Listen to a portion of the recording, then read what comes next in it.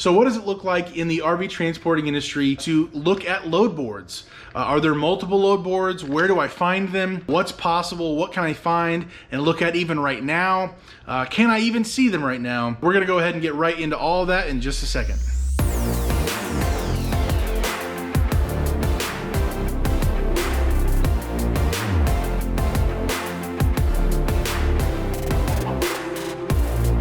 Hey guys, my name is Daniel and I'm the High Mileage Helper. On this channel, my goal is to be able to help you learn more about the RV transporting industry, as well as give how-to videos for your truck and then give recommendations along the way. So if this is our first time meeting, just consider subscribing, hitting the like button if you get good value.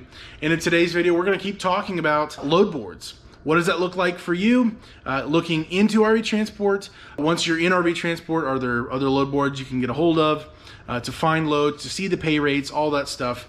Let's talk about this real quick. I seem to be getting a lot more questions about this with more and more subscribers, and so just want to kind of review this. I do have a previous video already talking about load board situations for RV transporters, but just wanted to kind of give a review on this and talk through this. First off, every RV transport company has their own load board. So just setting the foundation here, every transport company has their own load board in which only their drivers get to see. So unlike maybe hot shotters, guys who have their own DOT authorities, semi drivers, stuff like that, they have maybe more public load boards that they can access.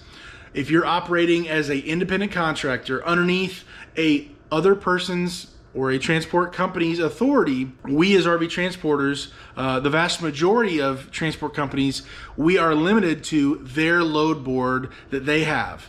That load board consists of contracts with the manufacturers throughout the year that they have contracts with, and where they have brand new campers that they are delivering from the manufacturer or the transporter's yards, that company's yards, to the dealerships around the country. So these are brand new units straight to the dealerships from that transporter's potential yards or yard. We don't have direct access to other load boards specifically. They don't encourage that. They don't talk about it. If you ask a transporting company, they'll probably give you an answer depending on that transporter company's policies and what they want to do, but it's up to them. It's their authority. So you could go to other load boards, maybe find some other things that would work. You could find a bumper pole, you could find a fifth wheel, possibly. I think it's very rare to find them on other load boards, but I'm sure it's possible. You could find them. They're probably used, being transported from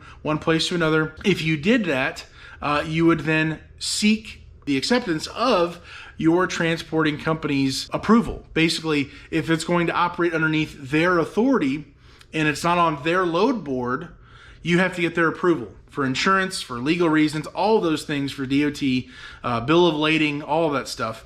You've got to have their approval for that camper or whatever you're pulling that is not on their specific load board. So number one, they have their own load board. You can't generally see it until you are a company independent contractor driver for that company. You probably can't see other people's load boards around you at other transport companies. You're not gonna have access to those. You could probably find some more public load boards. I think you have to even pay to be able to be on those load boards, like an annual price for that. And you could potentially find a load on a other company or other load boards load that you could potentially get if you have their permission from your transporting company's authority to go do that. Now, they're, of course, if they're putting their skin in the game, they're gonna take a percentage. I don't know what that is for multiple companies out there in RV transport, but they're going to take a percentage of that and you're going to get whatever's left over after that. So if they approve you to get a load from another load board, cool. But generally, that's really not what I see in the industry. Most people don't do that. I'm sure you could make some more money with reloads or finding loads on other load boards, possibly, but seemingly most people don't do that. That's very challenging. That's very difficult, especially for single pole guys, for maybe haul and tow guys. Maybe you're able to get some cars, you're able to do other things with that.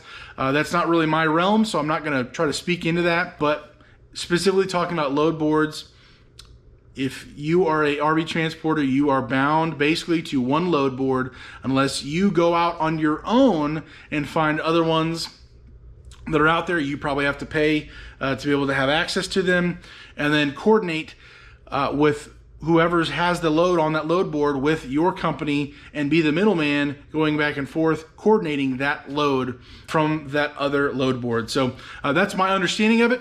If I'm wrong, please let me know down in the comments below. This is what I see. This is the question I've been asked multiple times. What load board am I able to see this on? What am I able to do here and there? It's kind of limited. RV transport is kind of below hot shot, below full DOT, having your own authority where you find the loads on multiple load boards. RV transport is a little bit different. So I just wanted to clarify that with you guys, talking about load boards specifically. If this was a help to you, again, please let me know down in the comments below. Hit the like button, hit the dislike button if you didn't like it. Didn't like the answer. I'm sure you probably don't like the answer, kind of being more limited, but hopefully this was a help to you. Have a great day, guys. Stay safe and God bless.